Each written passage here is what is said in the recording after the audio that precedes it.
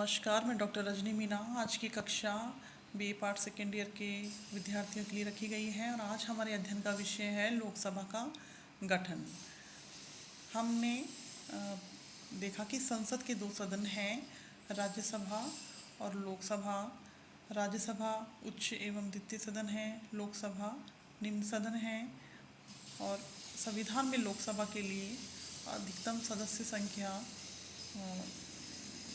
किस प्रकार से विहित की गई है, इसका अवलोकन हम यहाँ करेंगे।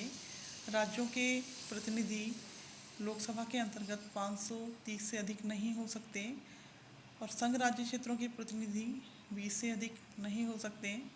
राष्ट्रपति द्वारा नाम निर्देशित 2 सदस्य आंग्ल भारतीय समुदाय के होंगे। यदि राष्ट्रपति की राय में आंग्ल समुदाय का समुचित प्रतिनिधित्व नहीं हुआ है तो राष्ट्रपति 2 सदस्यों का मनोनयन लोकसभा के सदस्य हेतु कर सकते हैं। अर्थात लोकसभा में अधिकतम सदस्य संख्या 552 हो सकती है और जिसमें से राज्यों के सदस्य प्रतिनिधि 530 से अधिक नहीं होंगे और संघ राज्य क्षेत्रों के प्रतिनिधि 20 से अधिक नहीं होंगे और 2 आंग्ल भारतीय समुदाय के सदस्य राष्ट्रपति के द्वारा मनोनीत किए जा सकते हैं यदि राष्ट्रपति को लगता है कि ऐसे समुदाय का समुचित प्रतिनिधित्व लोकसभा के अंतर्गत नहीं हुआ है।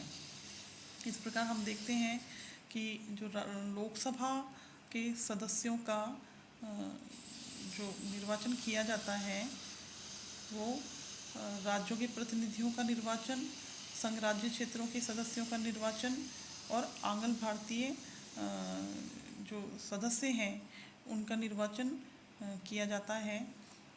राज्यों के प्रतिनिधियों का निर्वाचन वयस्क मत अधिकार द्वारा जनता द्वारा प्रत्यक्ष निर्वाचन पद्धति के माध्यम से किया जाता है। संघ राज्य क्षेत्रों के सदस्यों का निर्वाचन संसद विधि द्वारा विहित व्यवस्था के अनुसार करती है। वर्तमान में संसद द्वारा विहित व्यवस्था यह है कि सभी प्रतिनिधि प्रत्यक्ष निर्वाचन के द्वारा जनता के माध्यम से चुने जाते हैं और लोकसभा के सदस्य के रूप में आते हैं।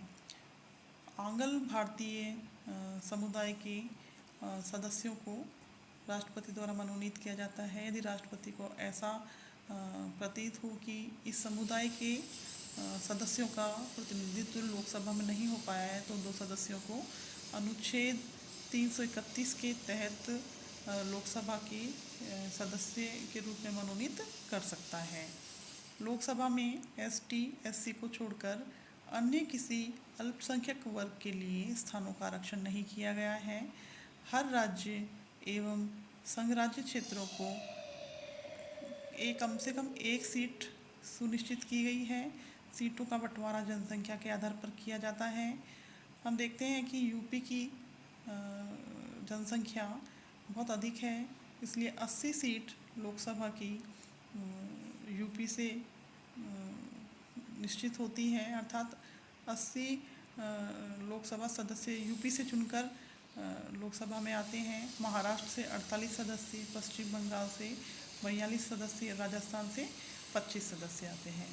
राज्यसभा के संदर्भ में हमने देखा था कि राजस्थान से 10 सदस्य चुनकर राज्यसभा में भेजे जाते हैं और लोकसभा में 25 सदस्य राजस्थान से चुनकर लोकसभा में भेजे जाते हैं। हम लोकसभा के चुनावों के संदर्भ में देखते हैं कि स्थानों का जो उल्लेख है वो संविधान में नहीं किया गया है। जो सीट्स हैं उनका उल्लेख जनप्रतिनिधित्व अधिनियम 1951 के अंतर्गत तालिका में स्थानों का एवं अनुसूचित जातियों, अनुसूचित जनजातियों के लिए आरक्षण की व्यवस्था का जो उल्लेख है उसका जनप्रतिनिधित्व अधिनियम के अनुसार किया गया है।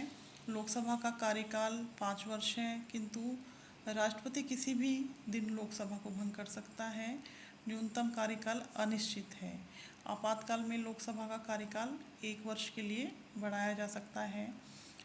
एग्जाम्पल के रूप में हम देखते हैं कि 1971 में लोकसभा का चुनाव हुआ था और 1976 में कार्यकाल 1 वर्ष के लिए बढ़ा दिया गया था एवं चुनाव लोकसभा के जो अगले चुनाव 76 के बाद 77 में हुए थे।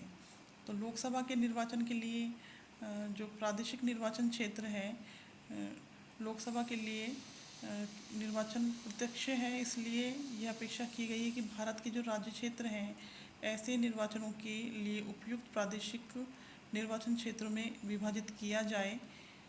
संविधान का जो 7वां संशोधन अधिनियम द्वारा यथा संशोधित अनुच्छेद 8(2) में दो बातों में प्रतिनिधित्व की समानता है, विभिन्न राज्यों के बीच और एक ही राज्य के विभिन्न निर्वाचन क्षेत्रों के बीच।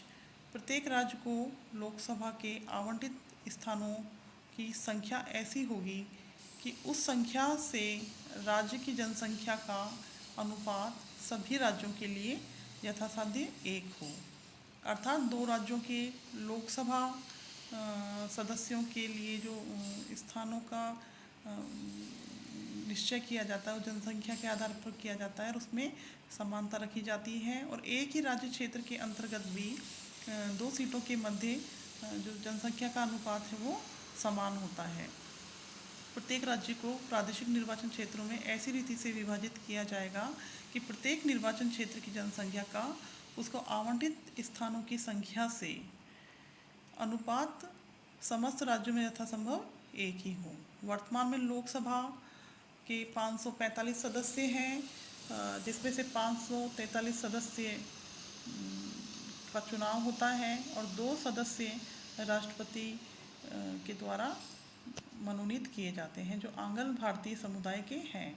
आंग्ल भारतीय, जिसे हम एंग्लो इंडियन भी कहते हैं, यह समुदाय यदि उचित प्रतिनिधित्व नहीं रखता है लोकसभा में तो राष्ट्रपति के द्वारा इनके 2 सदस्यों को मनोनीत किया जा सकता है। किंतु जो राष्ट्रपति का चुनाव है उसमें मनोनीत सदस्य भाग नहीं ले सकते। उपराष्ट्रपति के चुनाव में मनोनीत सदस्य भाग ले सकते हैं। लोकसभा के अध्यक्ष की अब हम यहाँ चर्चा करेंगे कि लोकसभा का सभापतित्व करने के लिए एक अध्यक्ष होता है। लोकसभा अपनी पहली बैठक के पश्चात यथाशीघ्र 2 सदस्यों को अध्यक्ष और उपाध्यक्ष के रूप में चुनती है। इसकी व्यवस्था अनुच्छेद 93 के अंतर्गत की गई है, अर्थात लोकसभा के अध्यक्ष की जो व्यवस्था है अनुच्छेद 93 के अंतर्गत रखी गई है। साधारणतः उसकी स्थिति वही है जो इंग्लैंड के हाउस ऑफ कॉमन्स के स्पीकर की है और लोकसभा का जो अध्यक्ष है उससे निष्पक्षता की जो अपेक्षा है वो भी वैसी ही है भारत में जैसे कि इंग्लैंड में लॉर्ड सभा के स्पीकर से की गई है। साधारणतः उसकी स्थिति उसी के समान है। अध्यक्ष और उपाध्यक्ष सदन के जीवन काल पर्यंत अपने पद पर बने रह सकते हैं, अर्थात लोकसभा का सदन जब तक चल रहा है तब तक वो अध्यक्ष और उपाध्यक्ष के पद के सदस्य अध्यक्ष और उपाध्यक्ष बने रह सकते हैं, किंतु उसका पद निम्नलिखित रूप से उससे पहले भी समाप्त किया जा सकता है। वो कौन कौन सी स्थितियां हैं जिसमें सदन के बने रहने पर भी लोकसभा के अध्यक्ष का पद समाप्त किया जा सकता है। इसमें हम देखते हैं कि उसके सदन के सदस्य ना रहने पर यदि कोई लोकसभा का सदस्य है और वो अध्यक्ष बनने के बाद किन्हीं कारणों से लोकसभा का सदस्य नहीं रह पाता तो उसे उसके पद से हटा दिया जाता है। यदि वह अध्यक्ष है जो उपाध्यक्ष को संबोधित अपने हस्ताक्षर सहित लेख द्वारा पद त्याग करने पर यदि वो अपना रेजिग्नेशन दे देता है उपाध्यक्ष को संबोधित करते हुए तो भी लोकसभा का अध्यक्ष पद पर नहीं बना रह सकता। लोकसभा के तत्कालीन समस्त सदस्यों के बहुमत से पारित संकल्प द्वारा उसे अपने पद से हटाए जाने का प्रस्ताव यदि पास हो जाता है, ऐसा संकल्प तब तक प्रस्तावित नहीं किया जाएगा जब तक कि इस संकल्प को प्रस्तावित करने से पूर्व से 14 दिन पूर्व से सूचना ना दी गई हो।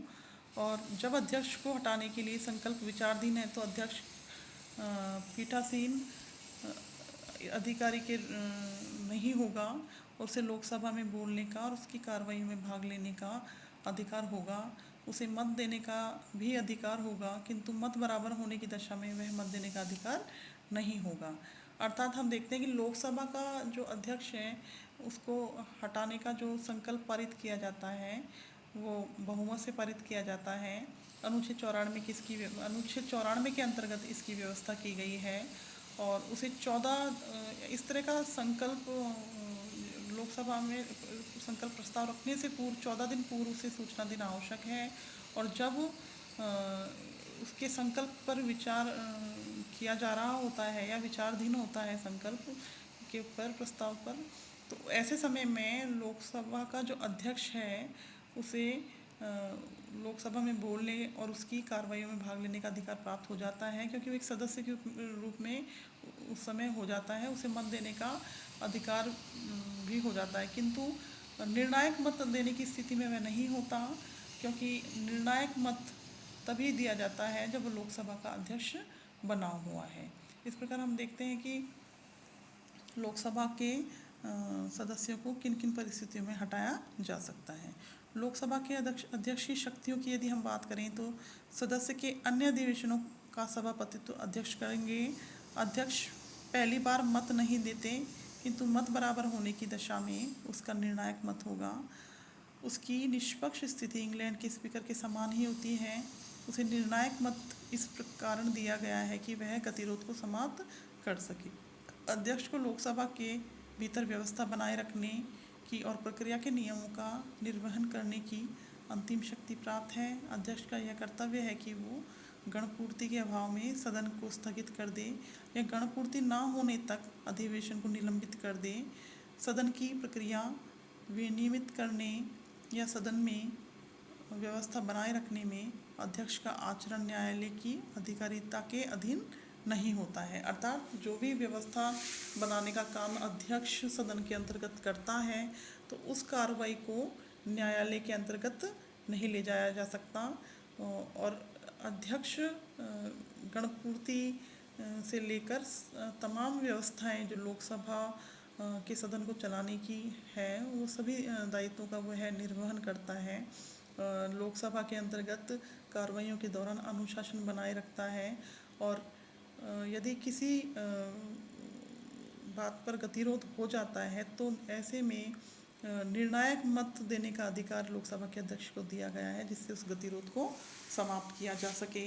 और राष्ट्रपति द्वारा जब जॉइंट मीटिंग बुलाई जाती है गैर धन विधेयक पर, जब दोनों सदनों में गतिरोध उत्पन्न हो जाता है और किसी विधेयक को पास करवाने के लिए राष्ट्रपति द्वारा जॉइंट मीटिंग बुलाई जाती है, तो ऐसे संयुक्त अधिवेशन की अध्यक्षता भी लोकसभा के अध्यक्ष के माध्यम से की जाती है।